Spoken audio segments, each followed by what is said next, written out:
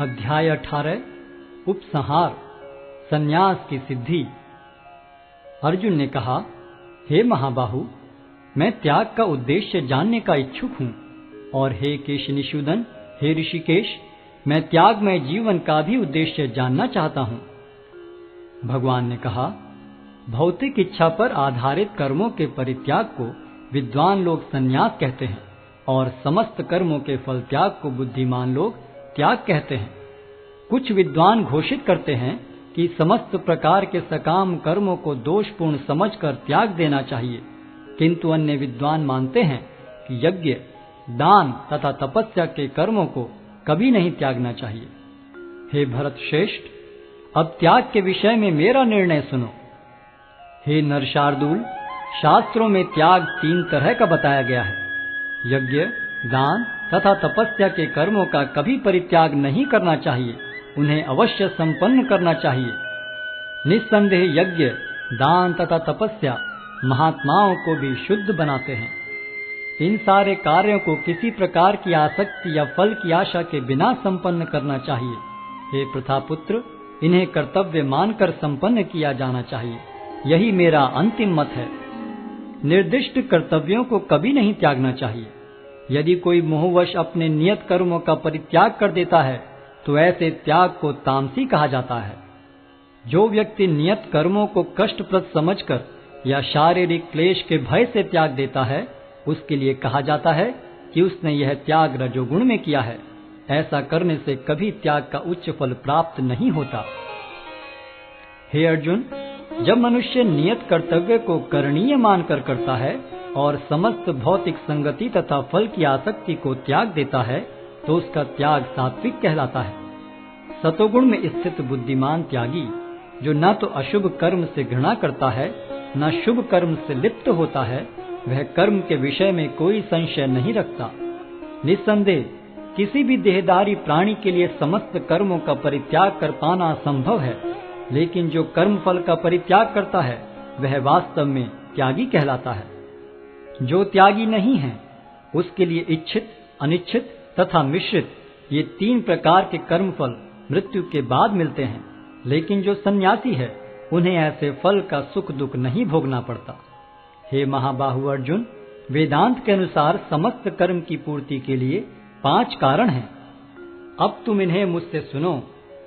कर्म का स्थान शरीर, कर्ता, विभिन्न इंद्रियां, अनेक प्रकार की चेष्टाएं तथा परमात्मा, ये 5 कर्म के कारण हैं।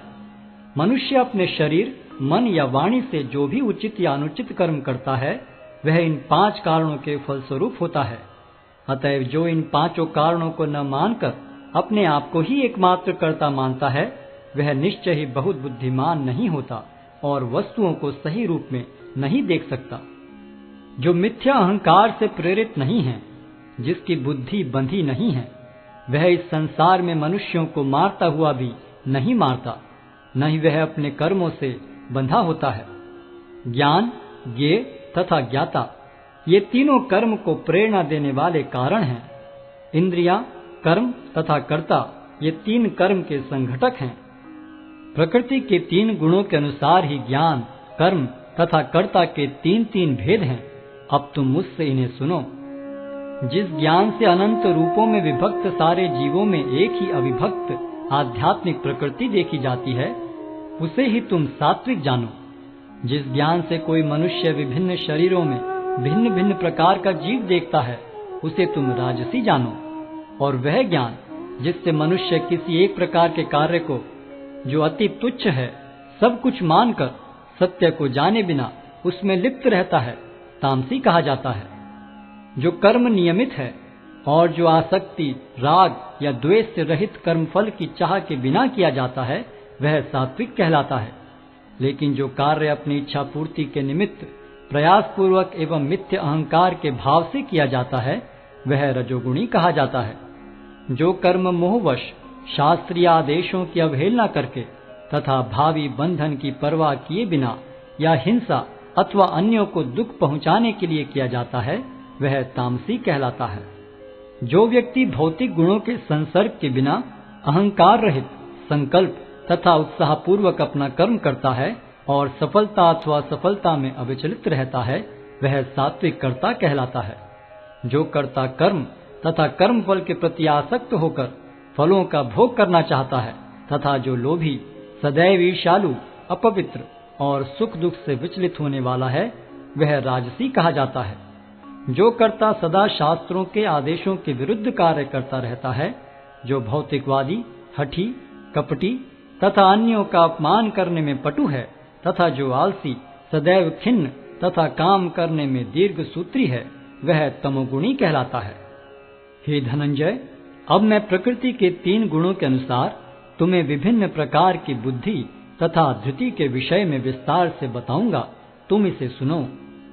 हे प्रथापुत्र, वह बुद्धि सतोगुणी है, जिसके द्वारा मनुष्य यह जानता है कि क्या करणीय है और क्या नहीं है, किससे डरना चाहिए और किससे नहीं, क्या बांधने वाला है और क्या मुक्ति देने वाला है। हे प्रथापुत्र, जो बुद्धि धर्म तथा अधर्म, करणीय तथा अकरणीय कर्म में भेद नहीं कर पाती, वह राजसी है। जो बुद्धि मोह तथा अहंकार के वशीभूत होकर अधर्म को धर्म और धर्म को अधर्म मानती है और सदैव विपरीत दिशा में प्रयत्न करती है, हे पार्थ, वह तामसी है। हे प्रथापुत्र, जो अटूट है, जिसे योगाभ्यास द्वारा अचल रहकर धारण किया जाता है और जो इस प्रकार मन, प्राण तथा इंद्रियों के कार्यकलापों को वश में रखती है, वह धृति सात्विक है। लेकिन हे अर्जुन, जिनके द्वारा बद्ध जीव भोग करता है और जिसके द्वारा कभी कभी दुखों का अंत हो जाता है, जो प्रारंभ में विष जैसा लगता है लेकिन अंत में अमृत के समान है, और जो मनुष्य में आत्म साक्षात्कार जगाता है, वह सात्विक सुख कहलाता है। जो सुख इंद्रियों द्वारा उनके विषयों के संसर्ग से प्राप्त होता है और जो प्रारंभ में अमृत तुल्य तथा अंत में विष तुल्य लगता है, वह रजोगुणी कहलाता है। तथा जो सुख आत्म साक्षात्कार के प्रति अंधा है, जो प्रारंभ से लेकर अंत तक मोह कारक है और जो निद्रा, आलस्य तथा मोह से उत्पन्न होता है, वह तामसी कहलाता है। इस लोक में, स्वर्ग लोकों में या देवताओं के मध्य में कोई भी ऐसा व्यक्ति विद्यमान नहीं है जो प्रकृति के 3 गुणों से मुक्त हो। हे परंतप, ब्राह्मणों, क्षत्रियों, वैश्यों तथा शूद्रों में प्रकृति के गुणों के अनुसार उनके स्वभाव द्वारा उत्पन्न गुणों के द्वारा भेद किया जाता है। शांति प्रियता, आत्मसंयम, तपस्या, पवित्रता, सहिष्णुता, सत्यनिष्ठा, ज्ञान, विज्ञान तथा धार्मिकता, ये सारे स्वाभाविक गुण हैं जिनके द्वारा ब्राह्मण कर्म करते हैं। वीरता, शक्ति, संकल्प, दक्षता, युद्ध में धैर्य, उदारता तथा नेतृत्व, ये क्षत्रियों के स्वाभाविक गुण हैं। कृषि करना, गोरक्षा तथा व्यापार वैश्यों के स्वाभाविक कर्म हैं और शूद्रों का कर्म श्रम तथा अन्यों की सेवा करना है। अपने अपने कर्म के गुणों का पालन करते हुए प्रत्येक व्यक्ति सिद्ध हो सकता है। अब तुम मुझसे सुनो कि यह किस प्रकार किया जा सकता है। जो सभी प्राणियों का उद्गम है और सर्वव्यापी है, उस भगवान की उपासना करके मनुष्य अपना कर्म करते हुए पूर्णता प्राप्त कर सकता है। अपने वृत्तिपरक कार्य को करना, चाहे वह कितना ही त्रुटिपूर्ण ढंग से क्यों न किया जाए, अन्य किसी के कार्य को स्वीकार करने और अच्छी प्रकार करने की अपेक्षा अधिक श्रेष्ठ है। अपने स्वभाव के अनुसार निर्दिष्ट कर्म कभी भी पाप से प्रभावित नहीं होते।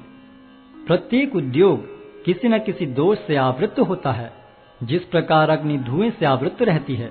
अतएव हे कुंती पुत्र, मनुष्य को चाहिए कि स्वभाव से उत्पन्न कर्म को, भले ही वह दोषपूर्ण क्यों न हो, कभी त्यागे नहीं। जो आत्म संयमी तथा अनासक्त है एवं जो समस्त भौतिक भोगों की परवाह नहीं करता, वह संन्यास के अभ्यास द्वारा कर्म फल से मुक्ति की सर्वोच्च सिद्ध अवस्था प्राप्त कर सकता है। हे कुंती पुत्र, जिस तरह इस सिद्धि को प्राप्त हुआ व्यक्ति परम सिद्धावस्था अर्थात ब्रह्म को सर्वोच्च ज्ञान की अवस्था है प्राप्त करता है, उसका मैं संक्षेप में तुमसे वर्णन करूंगा, उसे तुम जानो।